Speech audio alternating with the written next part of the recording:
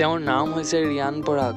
IPLৰ কেৰিয়াৰৰ কথা যদি কওঁ, তেওঁ টোটেল মেটছ খেলিছে 52খন আৰু 52খন মেটছৰ তেওঁ 42টা ইনিংছত ৰান সংগ্ৰহ কৰিছে 576 আৰু তেওঁ হায়েষ্ট হৈছে আজিলৈকে 56th।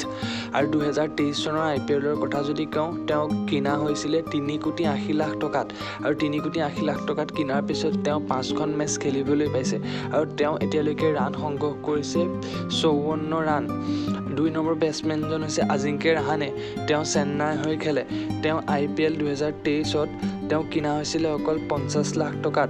50 লাখ টকাত কিনাৰ পিছত তেওঁ 5খন মেটছ খেলিছে আৰু ৰান সংগ্ৰহ কৰিবলৈ সক্ষম হৈছে 209। 3 নম্বৰ বেটছমেনজন হৈছে তিলক ভাৰ্মা, যি মুম্বাই ইণ্ডিয়ানছৰ হৈ খেলিবলৈ আৰম্ভ কৰিছে। তেওঁ এইবাৰ IPLত কিনা হৈছিলে 1,80,00,000 টকাত। তেওঁ 5খন মেচত খেলিবলৈ পাইছে আৰু ৰান সংগ্ৰহ কৰিছে 214। ইয়াৰ ভিতৰত আপোনালোকে কমেণ্ট কৰি জনাওকচোন কোনজন সকলোতকৈ বেষ্ট